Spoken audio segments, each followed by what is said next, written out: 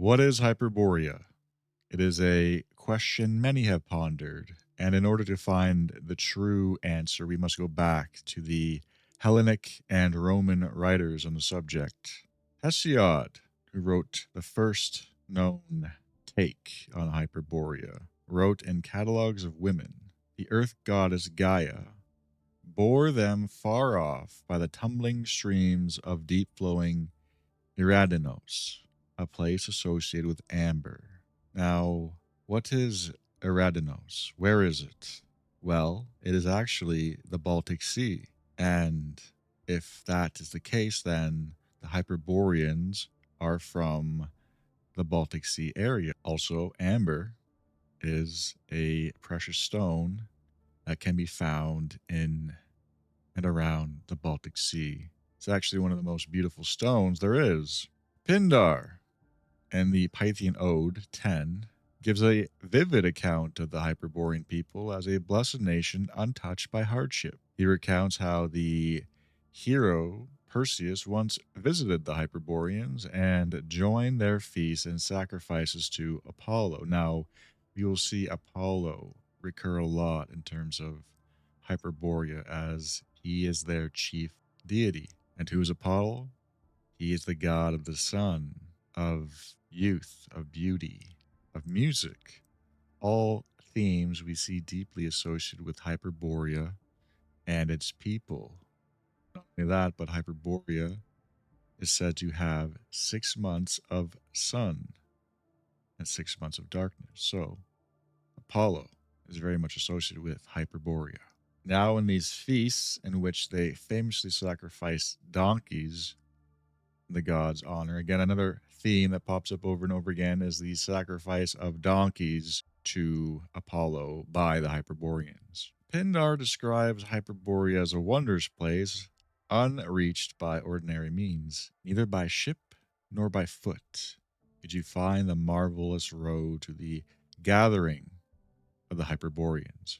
Yet Perseus arrived there and found them sacrificing hecatombs of donkeys to the god Apollo. And the god laughed to see the rampant lewdness of the beasts. The Hyperboreans live with music, dancing, and mirth. Illness and old age visit this holy race not. And they dwell free from toil and war. So we see the Hyperboreans are very elvish in their mode of being, almost Numenorian in their tastes. They seem to be something higher than the other nations around them, which we'll see shortly. Pindar also links the Hyperboreans to the origins of the Olympic olive crown.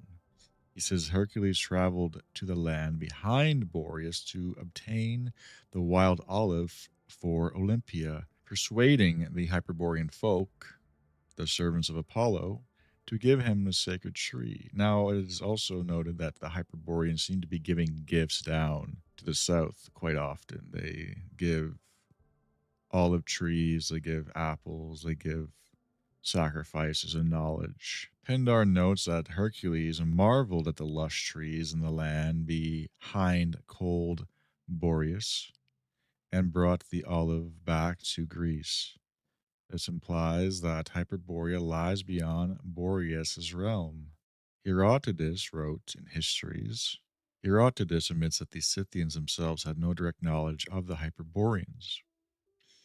Well, here we see that the Scythians and the Hyperboreans are distinct. They are different people, at least according to Herodotus. This also pops up in other sources that the Hyperboreans are distinct from the Scythians and from the Greeks and from other nations, but there are also overlapping with others as well. The Delians, the inhabitants of Delos, a land sacred to Apollo, preserved rich traditions about them. According to Delian accounts reported by Herodotus, the Hyperboreans sent sacred offerings to Apollo wrapped in straw. Again, we have more offerings being passed down from the north to the south. These were passed down from tribe to tribe, moving west to south through Scythia and Europe until they reached Dodona, in Greece, then carried across Greece to Apollo's temple in Delos. Herodotus described an earlier era where the Hyperboreans sent the gifts directly with their own envoys. Initially, the Hyperboreans sent 2 maidens bearing the offerings, accompanied by 5 men of their people. When these envoys did not return, the Hyperboreans took offense at the loss of that envoy, and thereafter sent the offerings no further than their own borders. They entrusted them to neighboring peoples to relay onward, each nation handing them down to the next, until the gifts finally arrived at Delos. Now, this shows that the nations bordering the Hyperboreans respected them in such a manner that they would not break this entrusted delivery to Delos. Otherwise, they would probably have to face the wrath of the Hyperboreans. So there's another example here of Hyperboreans kind of being their own distinct nation in the north, and that they are deeply respected by the other peoples, including the Scythians. There are other accounts of the Hyperboreans living north of the Riphean Mountains.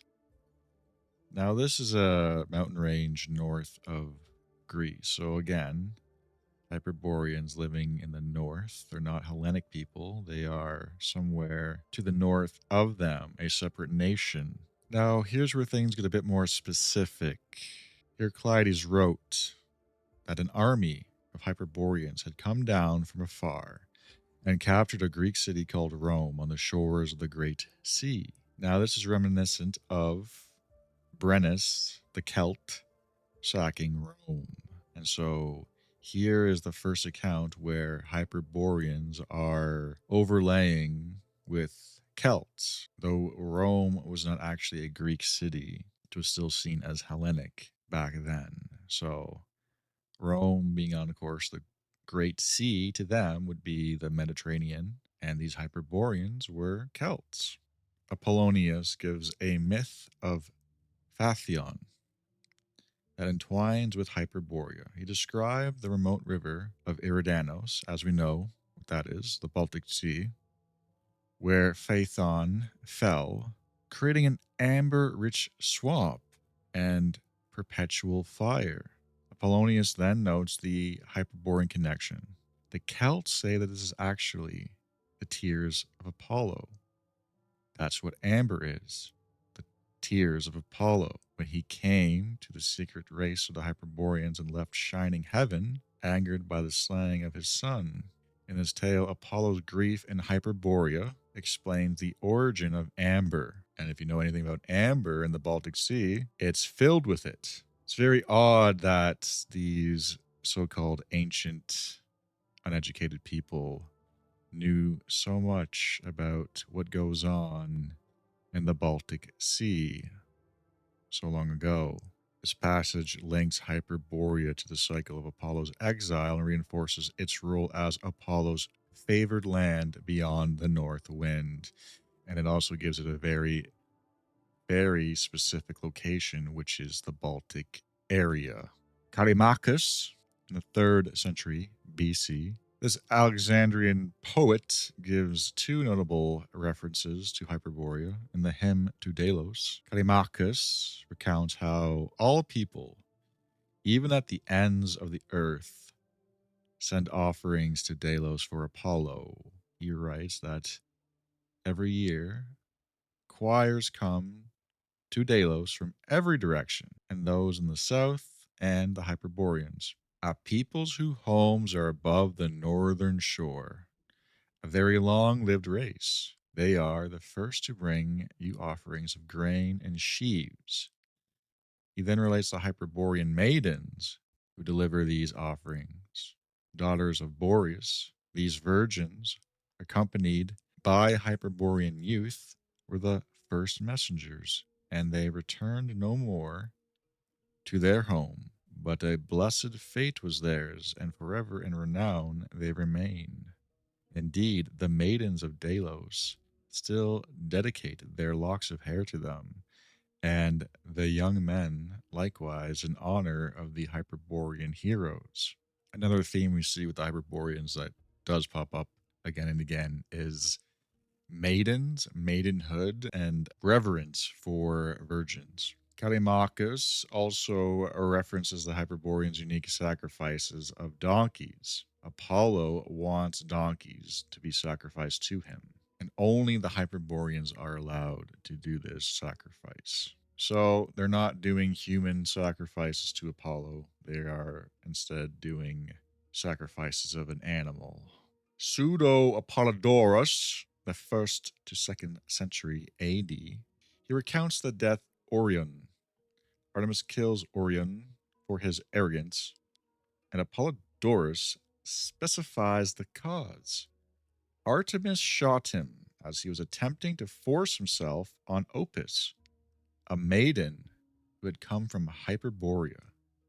Here, Opis is one of the Hyperborean maidens, elsewhere associated with the Delian tradition, and Orion transgression against her leads to his demise. Apollodorus also discusses the legendary golden apples of the Hesperides, and he places them in Hyperborea. He writes, the apples were not, as some say, in Libya, but rather with Atlas among the Hyperboreans. Gaia had given them to Zeus when he married Hera. He goes on to say, Hercules' quest for the apples following Prometheus' advice.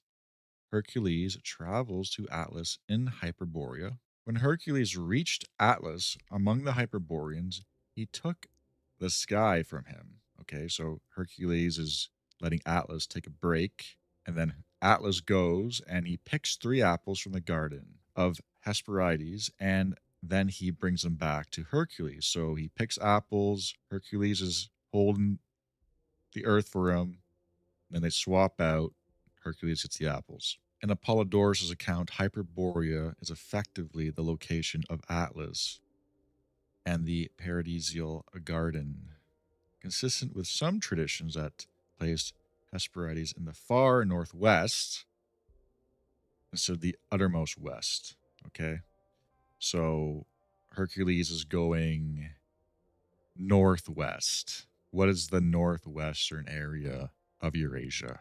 Baltic Sea region comes to mind for me. Diodorus wrote the Library of History. He preserved a detailed account of Hyperborea, and he described it as a marvelous island beyond the Celts. Okay, we're seeing others who say that the Celts are Hyperboreans, and here we're seeing a bit of a distinction. In the regions beyond the land of the Celts and the ocean, there lies an island no smaller than Sicily. This island, the story goes, is situated in the north and is inhabited by Hyperboreans, okay? Sounds like Svalbard to me. Sounds like Svalbard. Thule. So called because their home is beyond the point from which Boreas, the north wind, blows. The land is fertile and rich in every crop, and because of its mild climate, it yields 2 harvests a year. Now, our modern northern polar regions, of course, are not fertile, but before the Iron Age that we live in, it was a completely different climate up there. Legend says that Leto was born on this island, and for that reason, Apollo is honored among the Hyperboreans above all other gods. The inhabitants are viewed in a way as Apollo's priests. They continually praise the god in song and greatly honor him. On the island is a magnificent sacred precedent of Apollo and a remarkable temple adorned with many votive offerings and spherical in shape. There is also a city sacred to the god and whose inhabitants are harpers who continually play the Cathara in the temple and sing hymns to Apollo, glorifying his deeds. Sounds like a very wonderful place to me.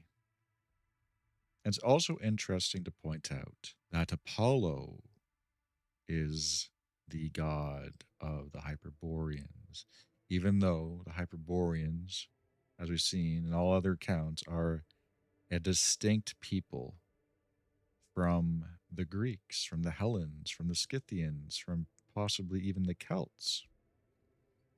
It seems to be that there is almost a pan religion going on amongst all these different people. The Celts know who Apollo is because the Celts mention that amber is the tears of Apollo. It's almost like all these different Aryo people have a similar religion, a similar belief system. Now, to me, Apollo is Balder. Apollo and Balder have such a similar essence that it can't really be, to me, parsed out that they're completely different deities. If you're going to go that lens and have a mythological comparison, one of the most strikingly similar gods is Apollo and Balder.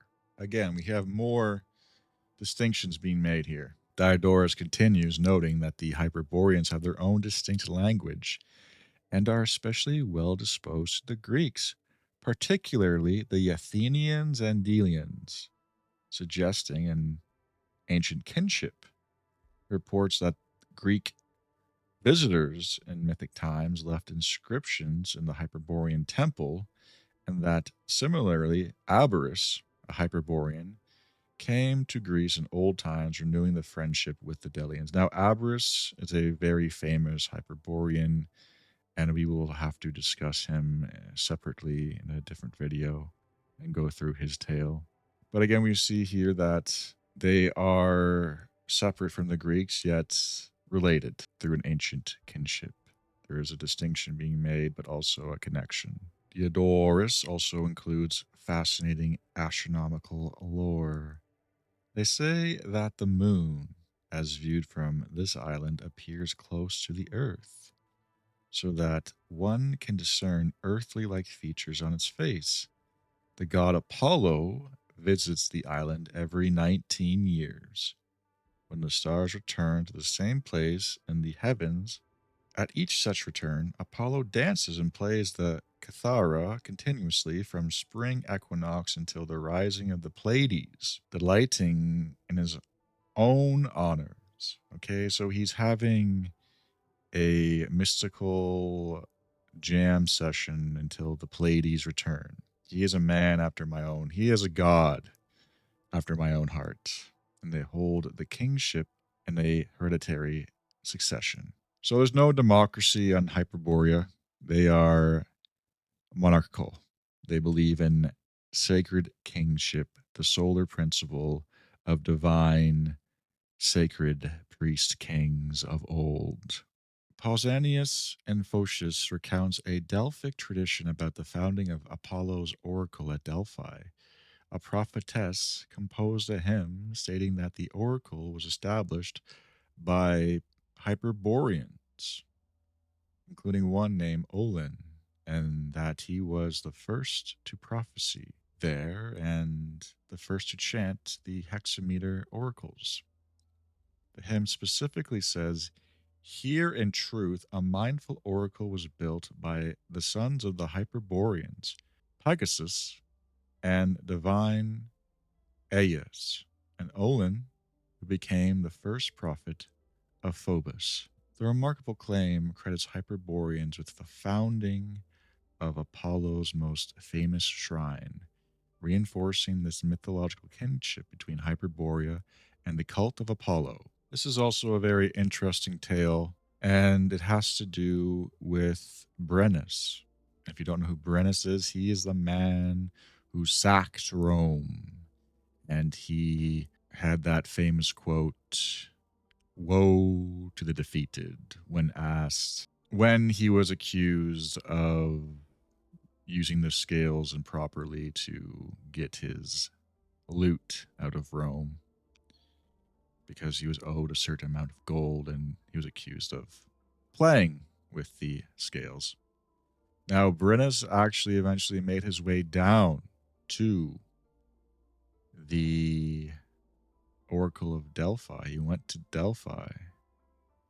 And what happened there was he was attacked by Hyperborean spirits, by ethereal Hyperborean spirits who attacked him as he tried to sack Delphi, and he was defeated by these Hyperborean spirits, and Brennus's army was decimated, and that was basically the end of his tale, which many people don't know about. They just know that Brennus went and sacked Rome, but actually, no, he was defeated by a bunch of ethereal Hyperboreans after when he tried to sack Delphi, which again kind of shows that these Hyperboreans are not exactly Celts, and they're not exactly Scythians, and they're not exactly human. They're almost elven in the way they are operating. At least how I see it, these Hyperboreans seem to be more supernatural, a higher level of being than just mere baseline human. Liberalis wrote an Metamorphosis 20. This later Greek mythographer relates a story explicitly involving Hyperborean cult practice. A man named Clinus from Babylon was loved by Apollo and often traveled with the god to the Hyperborean lands, where he witnessed the Hyperborean mode of worship. Clinus attempted to sacrifice a hetatome of donkeys to Apollo back home in Babylon. Apollo appeared and threatened him with death if he did not cease the sacrifice and instead offer the usual goats, sheep, and cattle. For this sacrifice of donkeys was a source of pleasure to the god only if carried out by the Hyperboreans. Okay, so we see another distinction here. The Hyperboreans are special. They don't get to sacrifice goats. They don't have to sacrifice sheep. They're allowed to sacrifice donkeys. Nobody else. Only the Hyperboreans. These Babylonians think they can imitate the Hyperborean way, and Apollo appears before them and threatens to smite them. So once again, Hyperboreans seem to have a special, unique connection above other human beings, above other nations. Allian, in his On Animals, recounts a fantastic account of Hyperborean worship. He describes the priests of Apollo in Hyperborea as the Boreades, sons of Boreas, 3 in number and 6 cubits tall. Okay, that's about 2.7 meters. So they were giants. The Hyperboreans were giants, and they had their own ways, their own cult to Apollo that humans should not dare attempt. During their rituals, an astonishing event occurred when, at the customary time, they performed the established rites to the god. There swooped down from the Riphean mountain swans and innumerable flocks. After circling the temple in the air, as though to purify it with their flight, they descended to the precinct. And whenever the native singers lift up their voices in hymns to the gods, accompanied by lyres, the swans also in unison began to sing, not a note out of tune. As if given the key by the chorus leader, they harmonized with the Hyperboreans, chanting in accord with the sacred song. Swans are a big symbol of Apollo and another big symbol of Hyperboreans, and swans kind of represent this message of light, message of higher beings. If you ever see swans in a certain way, it's definitely a good omen. I would say swans are a good omen bird. Okay, now we're starting to get into some Roman accounts, and Pomponius provides a concise ethnography of the Hyperboreans, closely paralleling Greek accounts. He locates them beyond the north wind, above the Riphean mountains, under the very pole of the North Star, and notes the extraordinary polar light cycle. For these people, the sun rises only once a year at the spring equinox and sets once at the autumn equinox. So they have 6 continuous months of day and 6 continuous months of night. He describes Hyperborea as a sunny, fertile land where the people live in perpetual leisure and piety. Its inhabitants live the most just and happy manner possible. They know no war or strife, devoting themselves entirely to the sacred rites of Apollo. According to tradition, they sent their first fruits to Apollo's shrine in Delos and passed hand to hand through other nations, a custom maintained until some people along the route violated them with impiety. The Hyperboreans dwell in forests and groves, and whenever they feel they have lived long enough, not out of weariness, but a sense of fulfillment, they wreathe their heads with flowers and joyfully leap from the high cliffs into the sea. To them, this is the most beautiful end to life. So the Hyperboreans are not clinging on to immortality. They spend their days until they grow fulfilled of this land, and instead of clinging to life, they leap off the cliff into the sea and join Apollo in his eternal realm. Pliny the Elder writes in his Natural History, he synthesizes early reports about Hyperborea into a famous description. He introduces the Hyperboreans as a race of people called the Hyperboreans, who live to an extreme old age and are celebrated in legend. Okay, so the Hyperboreans live long. They're also extremely tall, and they just seem to be better. They're Ubermensch who live in the north. That's what everything here is pointing towards.